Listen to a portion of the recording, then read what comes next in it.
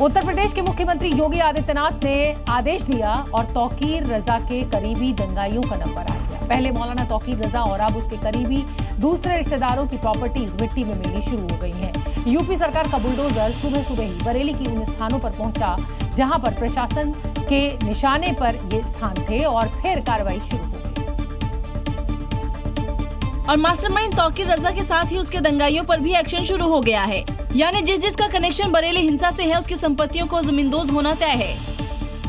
बरेली हिंसा के मास्टरमाइंड तौकीर के बहनोई उसके भाई अनस से अवैध चार्जिंग सेंटर पर पीले पंजे ने जमकर प्रहार किया। तस्वीरों में देखिए भारी पुलिस बल तैनात है, बुलडोजर तैयार खड़ा है। अधिकारियों ने हरी झंडी दी और बुलडोजर स्टार्ट हो गया।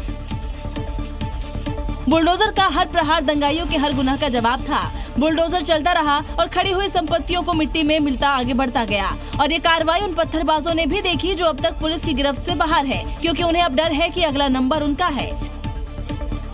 कार्रवाई के दौरान इलाके छावनी में बना हुआ था। आसमान से निगरानी रखी जा रही थी कि कोई गड़बड़ ना हो। तौकीर के बहनोई मोहसिन के भाई अनस के चार्जिंग स्टेशन पर भी पीले पंजे ने ऐसे प्रहार किया कि अब पहचानना मुश्किल है कि वहाँ पहले कुछ था भी या नहीं। अभी एक्शन तौकीर रजा के रिश्तेदारों पर हुआ है, लेकिन अब बारी तौकीर रजा के उन चेलों की भी है जिन्होंने इसके इशारे पर बरेली को हिंसा की आग में झोंकने की कोशिश की और साथ ही तौकीर के ऑफिस और मजार की आड़ में बनाया अवैध मार्केट भी अब जल्दी मिट्टी में मिलेगा।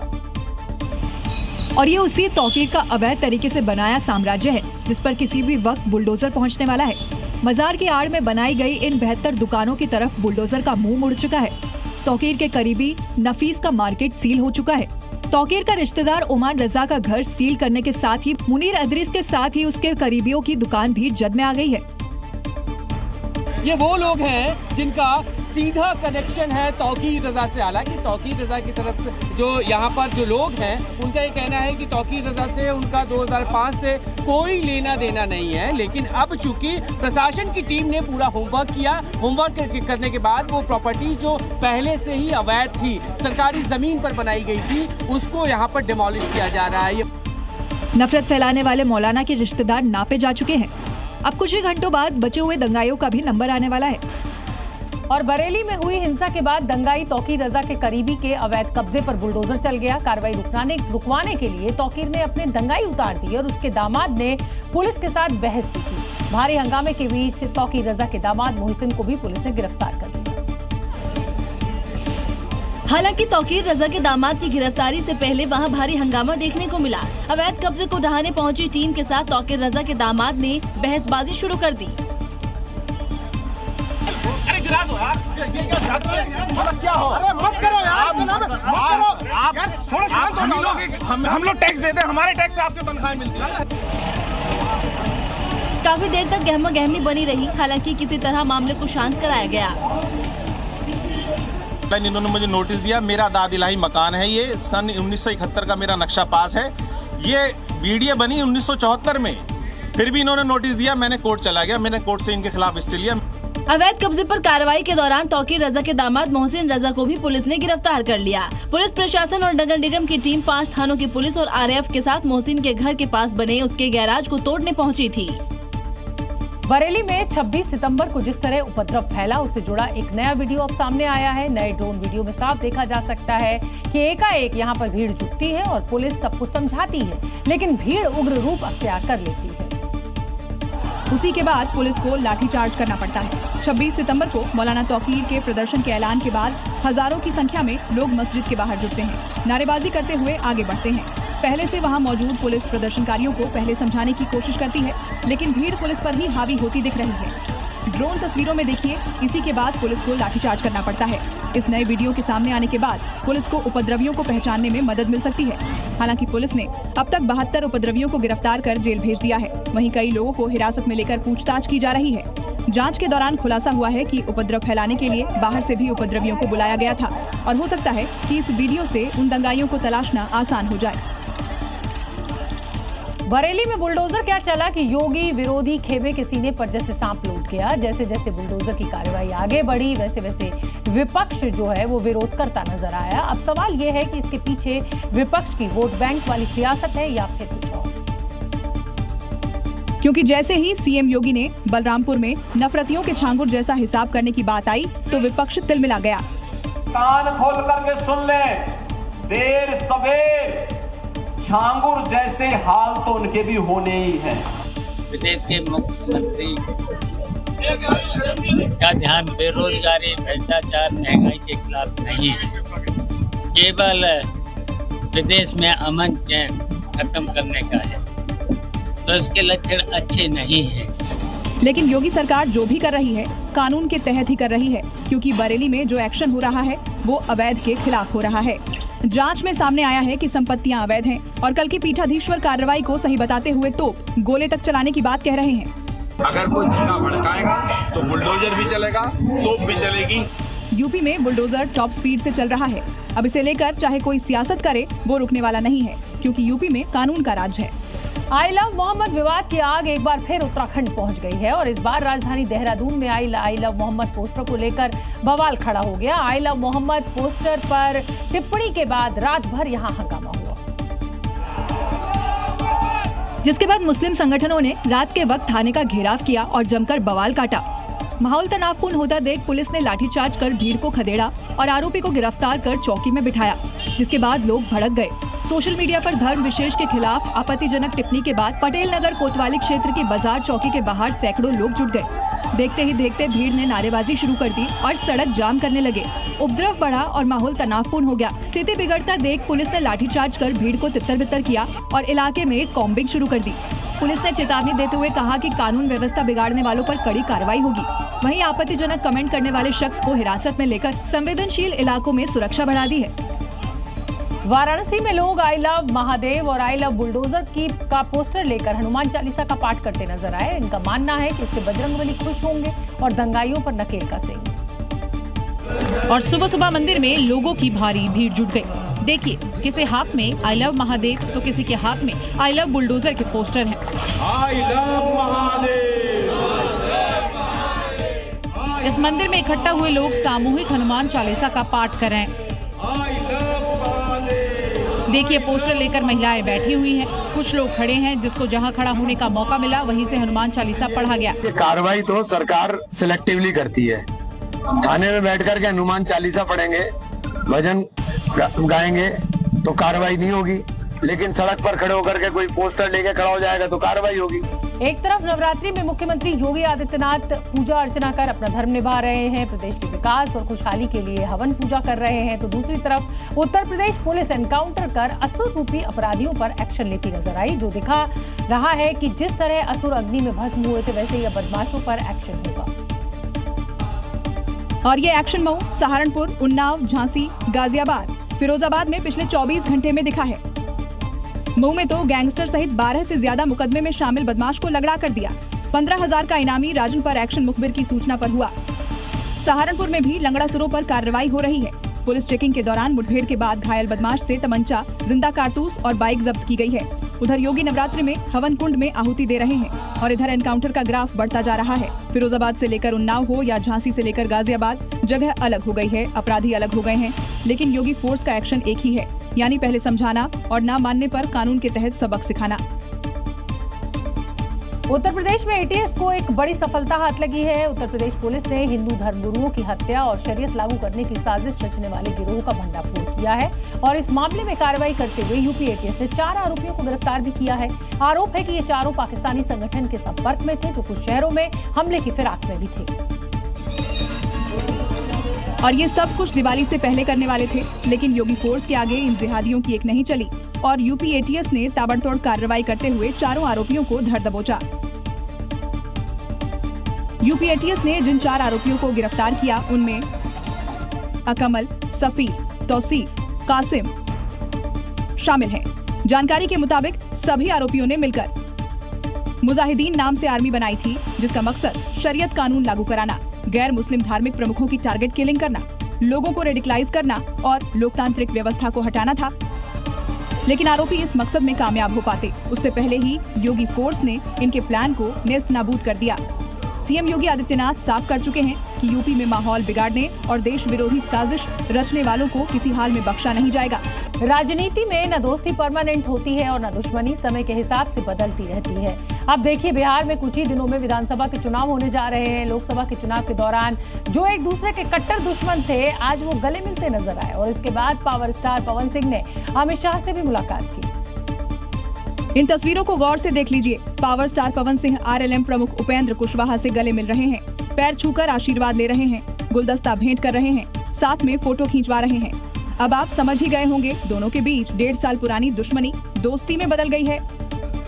आज उपेंद्र कुशवाहा से उनकी मुलाकात हो गई है और इस दौरान माना जा रहा है कि जो गिले शिकवे थे वो दूर हो गए। लोकसभा चुनाव में पवन सिंह निर्दलीय कुशवाहा के खिलाफ काराकाट से चुनाव लड़े। पवन सिंह 2,74,723 वोट के साथ दूसरे स्थान पर रहे, तो आरएलएम प्रमुख उपेंद्र कुशवाहा 2,53,876 वोट लाकर तीसरे नंबर पर रहे। पावर स्टार को शाहबाद क्षेत्र में हार का फैक्टर बताया गया, लेकिन अब पवन सिंह बीजेपी के करीब हैं। चुनाव में बीजेपी को उनके स्टारडम को भुनाना चाहती है। पवन जी बीजेपी में है, बीजेपी में रहेंगे। आदरणीय उपेंद्र कुशवाहा जी ने उनको शुभकामनाएं आशीर्वाद दिया है। अब पवन सिंह को कुशवाहा का आशीर्वाद मिल गया। इसकी कवायद कई दिनों से चल रही थी। बिहार में एनडीए के वरिष्ठ सहयोगी कुशवाहा नाराज न हो जाए, इसलिए आज उनसे पवन सिंह की मुलाकात कराई गई। कुशवाहा पवन सिंह की मुलाकात के दौरान विनोद तावड़े, ऋतुराज सिन्हा मौजूद रहे। बिहार विधानसभा चुनाव के पहले राजनीति के अलग अलग रंग दिख रहे हैं, गड़े मुर्दे उखाड़े जा रहे हैं। अभी तारीखों का ऐलान भी नहीं हुआ, लेकिन पुरानी तारीखों को टटोला जा रहा है। हम आपको बता दें कि 26 साल पहले 1999 में पटना के चर्चित शिल्पी जैन हत्याकांड में प्रशांत किशोर ने एक बड़ा खुलासा किया है। डिप्टी सीएम सम्राट चौधरी से उन्होंने कई सवालों के जवाब मांगे। और बिहार में सियासी जमीन की तलाश में जुटे प्रशांत किशोर का खुलासा सीरीज जारी है। इस बार उनके निशाने पर है डिप्टी सीएम सम्राट चौधरी। प्रशांत किशोर ने सम्राट चौधरी पर चर्चित शिल्पी जैन रेप और मर्डर केस में शामिल होने के आरोप लगाए हैं। क्या अभी के उप मुख्यमंत्री सम्राट चौधरी उर्फ राकेश कुमार उर्फ सम्राट कुमार मौर्य उस केस में संदिग्ध अभियुक्त के तौर पर नामजद थे या नहीं थे? आपको बता दें मामला क्या है। तो 1999 में शिल्पी जैन की रेप के बाद हत्या का आरोप लगा था। सीबीआई ने इस मामले में जांच की थी। आत्महत्या बताकर क्लोजर रिपोर्ट लगा दी गई थी। अब प्रशांत किशोर कह रहे हैं कि सम्राट चौधरी उस केस में संदिग्ध अभियुक्त के तौर पर नामजद थे। आरोप लगा तो सम्राट चौधरी ने जवाब देने में देरी नहीं की। अब देखिए, वो आइसक्रीम बेचने वाले का नाम था राकेश। वो आइसक्रीम बेचता था बेचारा। वो है रहने वाला हाजीपुर। जिस मामले को सीबीआई ने जांच के बाद बंद कर दिया, अब उस मामले पर सियासत गर्म है। अभी देखते जाइए, बिहार विधानसभा चुनाव तक ऐसे कई मुद्दे और सामने आएंगे। उत्तर प्रदेश के आगरा में समाजवादी पार्टी के सांसद रामजी लाल सुमन को पुलिस ने हाउस अरेस्ट कर लिया है। सांसद गिजोली गांव जाना चाह रहे थे, लेकिन पुलिस ने उन्हें यहां रोक लिया और इस दौरान सांसद और पुलिस अधिकारियों के बीच तीखी नोकझोंक और धक्का मुक्की भी हुई। और समाजवादी पार्टी के सांसद रामजी लाल सुमन का गुस्सा 7वें आसमान पर है। देखिए सांसद कैसे पुलिस अधिकारी से उलझ जाते हैं। पुलिस को धक्का देकर भागने की कोशिश करते हैं। इस बीच समर्थक नारे लगाने लगते हैं। सांसद देखिए कैसे पुलिस अधिकारी से उलझ जाते हैं। आगरा में काफी देर तक सांसद और पुलिस अधिकारियों के बीच नोकझोंक और धक्का मुक्की होती रही। कभी सांसद शांत होते तो कभी उग्र हो जाते। आगरा के पास गिजोली गांव में दो पक्ष के बीच बवाल हुआ था। सांसद वहां जाने पर अड़े हुए थे। पुलिस लॉ एंड ऑर्डर का खतरा बताकर उन्हें रोक रही थी। घर के बाहर बैरिकेडिंग कर दी गई।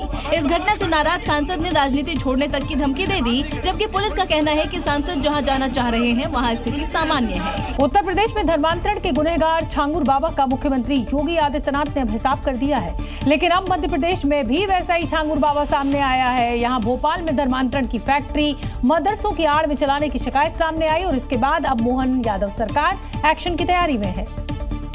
और धर्मांतरण की ये साजिश 27 मदरसों में रची जा रही है।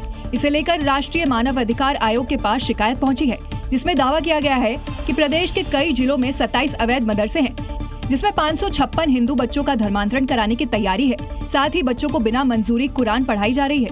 इतना ही नहीं, शिकायतकर्ता ने इसके लिए विदेशी फंडिंग होने का भी आरोप लगाया है। शिकायत को जांच के लिए मध्य प्रदेश सरकार को भेजा है। हमारा ये मानना है कि हिंदू बच्चों का मदरसे में कोई काम नहीं है। NHRC ने मोहन सरकार से जवाब मांगा है, लेकिन बीजेपी विधायक ने दो टूक कह दिया कि ऐसे मदरसों में ताला लटकेगा। कौन मुल्ला मौलवी इनको डरा कर शिक्षा दे रहा है या कोई प्रलोभन देकर शिक्षा दे रहा है, और ऐसे जो भी मदरसे कर रहे हैं उनमें ताले लगा दिए जाएंगे। यूपी में छांगुर बाबा लालच देकर धर्मांतरण कराता था, वैसे ही इस शिकायत के बाद लग रहा है, लेकिन मोहन सरकार भी धर्मांतरण पर सख्त है और जो भी इसके पीछे होगा उसका छांगुर वाला हिसाब तय है। महाराष्ट्र के विरार में नवरात्रि पर लव जिहाद की साजिश का खुलासा हुआ है। पुलिस ने एक मुसलमान छात्र को जुवेनाइल बोर्ड के सामने पेश किया है, जबकि दूसरा आरोपी अभी भी फरार चल रहा है। इन मुस्लिम छात्रों ने न्यू विवा कॉलेज में गरबा कर रही लड़कियों का वीडियो बनाया और सोशल मीडिया ऐप डिस्कार्ड पर पोस्ट कर दिया। 17 साल का बच्चा किसी एक हिंदू लड़की के बारे में इतने अभद्र तरीके से भाषा कर रहा है, चैट कर रहा है और लिख रहा है कि एक भी हिंदू लड़की को छोड़ना नहीं है, हर एक हिंदू लड़की को टारगेट करना है। FIR के मुताबिक कॉलेज के एक छात्र ने डांडिया खेल रही लड़कियों का वीडियो बनाकर उसे शाहिद नाम के छात्र ने अपने मोबाइल और WhatsApp नंबर से डिस्कार्ड पर पोस्ट कर दिया। पोस्ट पर फैज नाम के एक और अकाउंट से अश्लील और गंदे कमेंट्स किए गए और हिंदू लड़की के मोलेस्टेशन का भी जिक्र है। पुलिस अब ये पता लगाने में जुटी है कि इन अकाउंट्स को कौन कौन चला रहा था और वीडियो कैसे शेयर किए गए। रामनगरी अयोध्या से एक चौंकाने वाली खबर सामने आई है। प्रसिद्ध हनुमानगढ़ी मंदिर के प्रसाद में मिलावट पाई गई है। फूड सेफ्टी विभाग की जांच में खुलासा हुआ है कि मंदिर में बजरंग बली को चढ़ाए जाने वाले बेसन के लड्डू और देसी घी शुद्ध नहीं है, जिससे श्रद्धालुओं की आस्था को ठेस पहुंची है, क्योंकि फूड एंड सेफ्टी विभाग की ओर से लिए गए लड्डू और देसी घी के 3 सैंपल में से 2 सैंपल फेल हो गए। प्रसाद के लड्डू और घी अशुद्ध पाए गए हैं। एक दुकान से लिए गए पनीर का सैंपल भी फेल हो गया। 3 सैंपल हमारे चेक कराए गए हैं, इसमें 30 सैंपल फेल आए हैं। 2 बेसन के लड्डू भी थे, आपके पोहे की भी जो मिठाइयाँ थी, पेड़े थी। राम जन्मभूमि में प्रसाद ले जाने पर रोक है, लेकिन कनक भवन और हनुमानगढ़ी में भक्त परंपरागत रूप से बजरंग बली को बेसन के लड्डू का भोग चढ़ाते हैं। महंत संजय दास ने पहले ही प्रसाद विक्रेताओं को चेतावनी दी थी कि लड्डू सिर्फ अच्छी क्वालिटी के बेसन और देसी घी से तैयार किए जाएं। लड्डू का रेट भी 450 से 500 रुपए प्रति किलो तय किया गया था।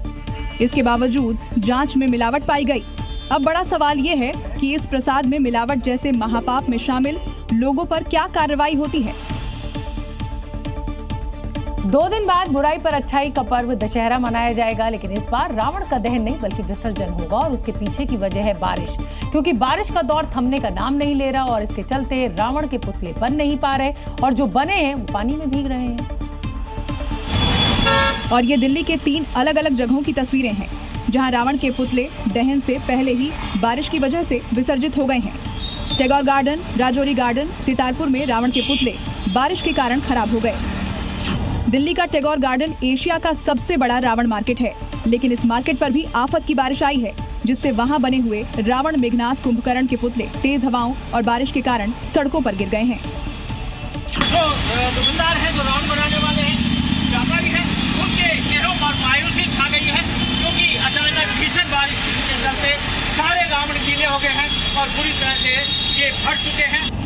अब 48 घंटे के बाद रावण का दहन होना है, लेकिन रावण के पुतले खराब हो चुके हैं। ऐसे में चुनौती दुकानदारों के सामने है कि वो फिर से कैसे पुतले बनाएं और जो खराब हो चुके हैं उनकी भरपाई कौन करेगा।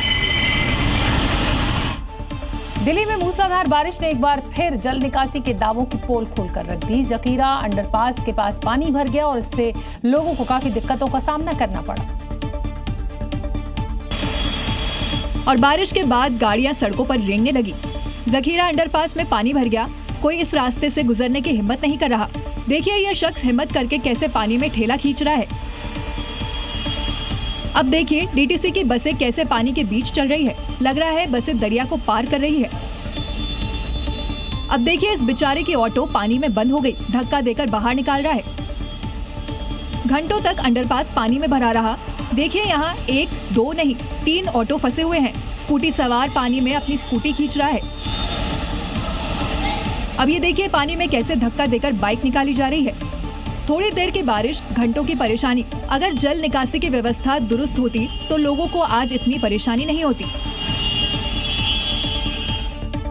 और अब बात मथुरा की करेंगे, जहां झमाझम बारिश ने जनजीवन को बुरी तरह से अस्त व्यस्त कर दिया। जगह जगह पानी भरने से लोग घरों में कैद हो गए, कई गाड़ियां पानी में डूब गई और इससे लोग यहां पर काफी परेशान हुए। उत्तर प्रदेश के कई हिस्सों में झमाझम बारिश हुई। एक तरफ मौसम के बदले मिजाज ने कई दिनों से हो रही गर्मी और उमस से राहत दिलाई, तो वहीं मथुरा में जनजीवन अस्त व्यस्त कर दिया। सड़कें नदियां बन गईं, लोगों के वाहन डूब गए। मूसलाधार बारिश के चलते सड़क पर घुटनों तक पानी भर गया। घंटों हुई मूसलाधार बारिश ने फिर बाढ़ के हालात पैदा कर दिए। तस्वीरों में देखिए कैसे सैलाब में रिक्शा डूब गई, पानी के बीच बाइक डूबकर चल रही है। ऑटो से लेकर स्कूटी तक सब जलमग्न है। हालात ये हो गए कि बाइक सवारों को भी इस दरिया के सामने घुटने टेकने पड़े। लोगों को सड़कों पर बाइक को धक्के से ले जाना पड़ा। इस सैलाब के बीच मथुरा में जनजीवन थमसा गया। सड़क पर घुटनों तक पानी भर गया और दरिया को पार कर लोग अपनी मंजिल तक पहुंचे।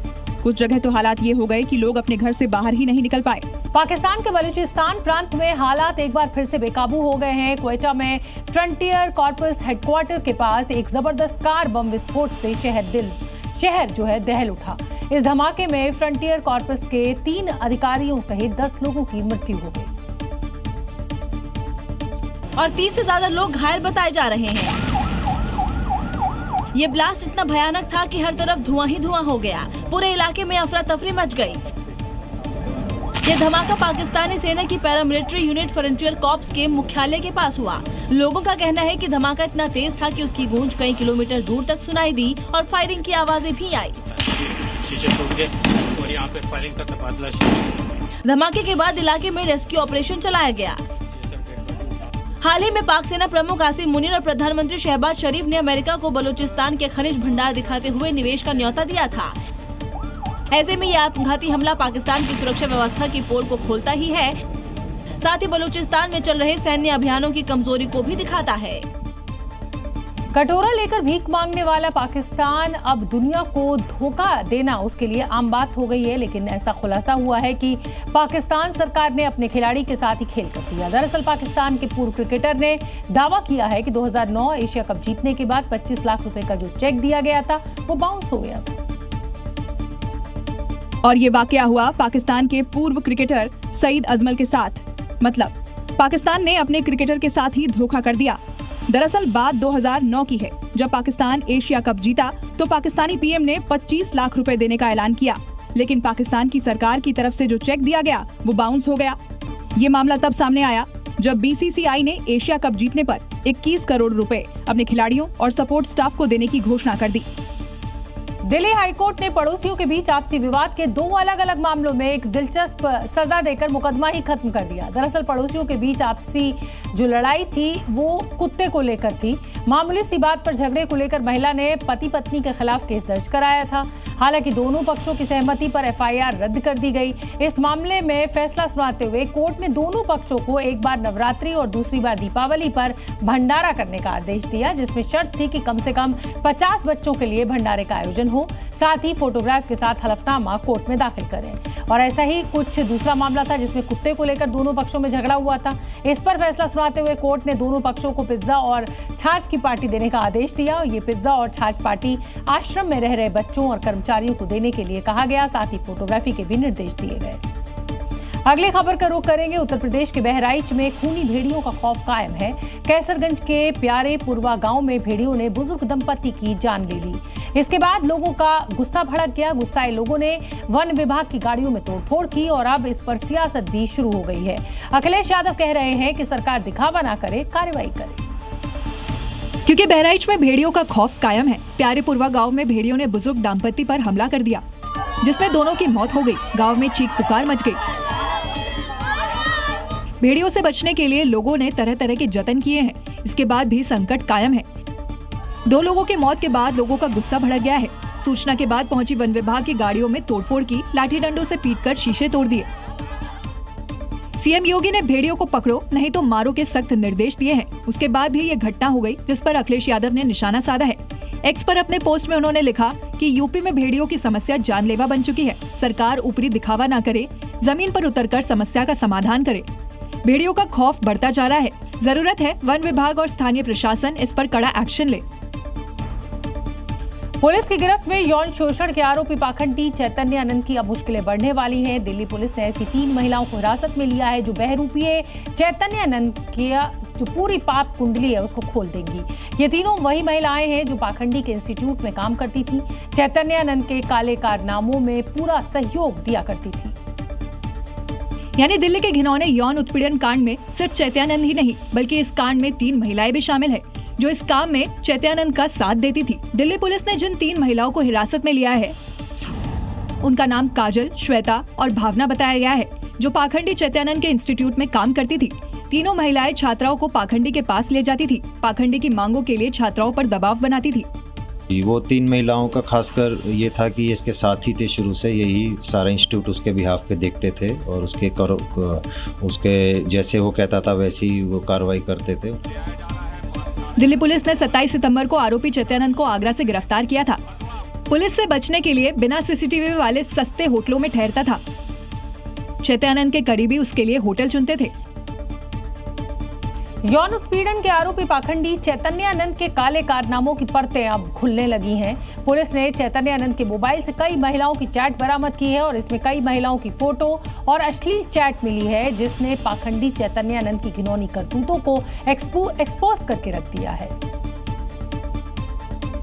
क्योंकि पाखंडी चैतन्यानंद छात्राएं हो महिलाएं, हर किसी को अपने जाल में फंसाने के लिए हर घिनौने काम को अंजाम देता था। बहरूपीय चैतन्यानंद की अब चैट दुनिया के सामने आ गई है। इसमें पता चला कि वो महिलाओं को आकर्षित करने के लिए वादे करता था, कई लड़कियों को बरगलाने की कोशिश करता था। यही नहीं, कई महिलाओं की फोटो सेव कर रखी थी। चैतन्यानंद के फोन में कई एयर होस्टेस की फोटो मिली, मोबाइल फोन में स्क्रीनशॉट्स और गंदी चैट भी मिली है। एक इन्फ्लुएंशियल आदमी बताता था कि ये हर किसी को जानता है और कुछ भी काम करा सकता है, तो कईयों का जैसे लगता है कि उनको नौकरी देने का झांसा दिया होगा कि जी आपका जो नौकरी दिलवा देंगे। पाखंडी चैतन्यानंद पर 17 छात्राओं से यौन उत्पीड़न का आरोप है।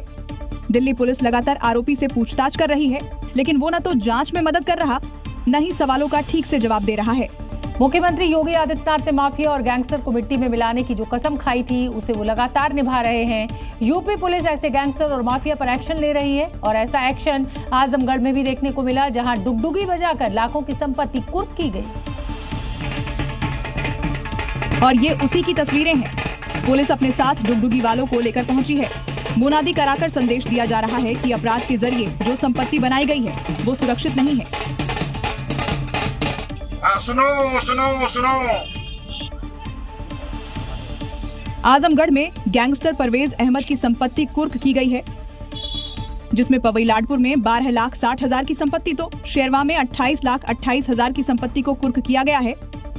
इनके ऊपर पूर्व से 10 मुकदमे दर्ज हैं। 2023 में इनके ऊपर गैंगस्टर कार्रवाई की गई थी, तभी से इनके अपराध से अर्जित संपत्ति की जमीनों की जानकारी की जा रही थी। गैंगस्टर परवेज की और संपत्तियों की जांच की जा रही है ताकि उन्हें भी कुर्क किया जा सके और इस कार्रवाई के बाद नंबर दूसरे गैंगस्टरों का भी है। उत्तर प्रदेश के हापुड़ में एसपी ज्ञानंजय सिंह ने अपराधियों के लिए एक पाठशाला लगाई और इस दौरान उन्होंने मंचलों को चेतावनी देते हुए कहा कि महिला से संबंधित कोई भी अपराध अगर होगा तो वो अपने पैरों पर खड़ा नहीं हो पाएगा। क्योंकि अगर किसी ने भी महिला के साथ घिनौनी हरकत करने की कोशिश की तो योगी फोर्स उसका अगले चौराहे पर हिसाब कर देगी। मंचलों और अपराधियों को सबक सिखाने के लिए यूपी के हापुड़ में एएसपी ज्ञानंजय सिंह ने पाठशाला लगाई। इस दौरान इलाके के 207 अपराधियों ने हिस्सा लिया, जिन्हें चेतावनी दी गई कि अगर महिला संबंधित अपराध करेगा उसे बख्शा नहीं जाएगा। हरकत करोगे तो फिर कोई व्यक्ति अगर महिला संबंधी कोई अपराध करेगा तो अपने पैरों पर खड़ा नहीं हो पाएगा, ठीक है ना। इस दौरान सभी आरोपियों को शपथ दिलाएगी कि वो आगे से किसी अपराध में शामिल नहीं होंगे। जो मैं कहूँगा वही बोलिएगा, ठीक है।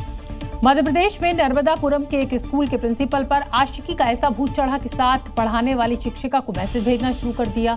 इसने व्हाट्सएप पर शायरी और आई लव यू तक के मैसेजेस भेज दिए।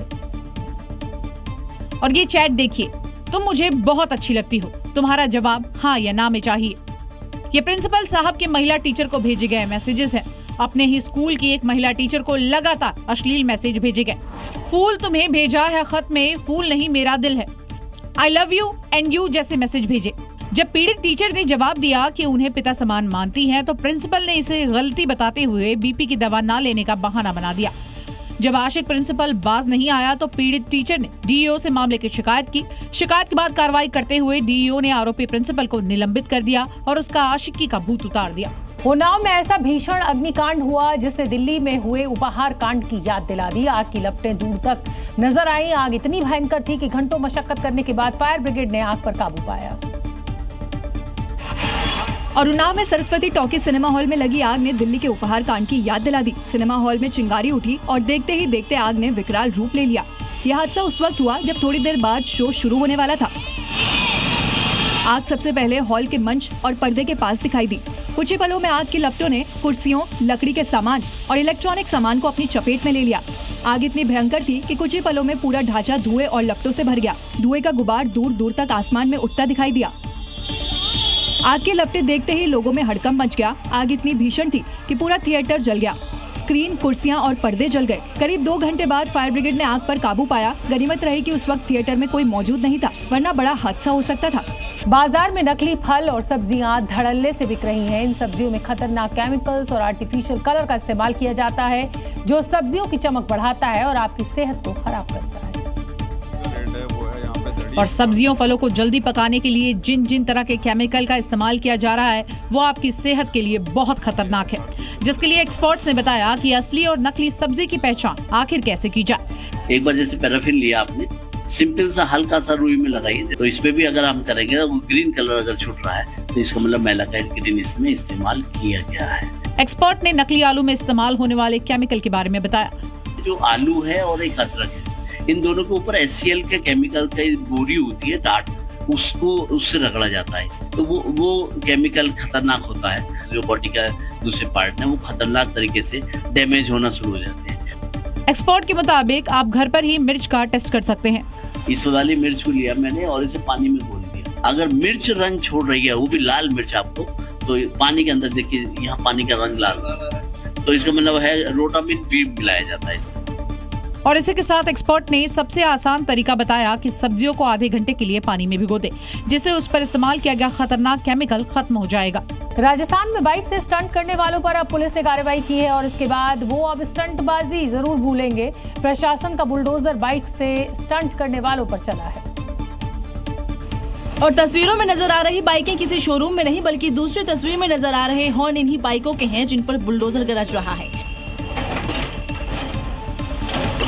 दरअसल राजस्थान के टोंक में मोटरसाइकिल से स्टंटबाजी, पटाखे छोड़ने और तेज आवाज वाले हॉर्न साइलेंसर लगाने वालों पर पुलिस ने सख्त कार्रवाई की है। पुलिस ने 31 बाइक जब्त की और तेज आवाज वाले हॉर्न और मॉडिफाइड साइलेंसर को बुलडोजर से नष्ट कर दिया।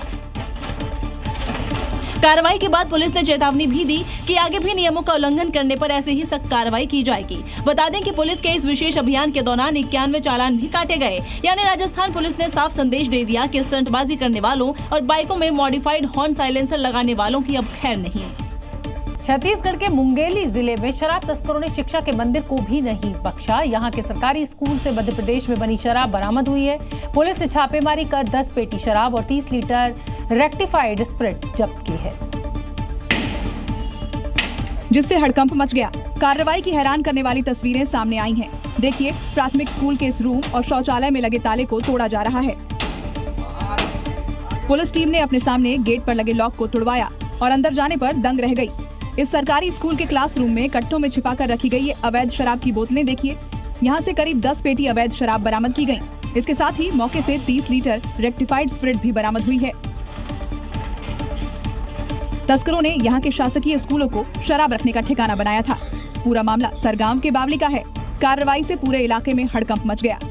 कितना बोरी है गिनो? 1 2 3 4 5 6 7 8 9 10। हालांकि मुख्य आरोपी अभी पुलिस की गिरफ्त से दूर है, लेकिन पुलिस दावा कर रही है कि जल्द ही आरोपी शिकंजे में होगा। इससे पहले भी यहाँ शराब का जखीरा मिल चुका है।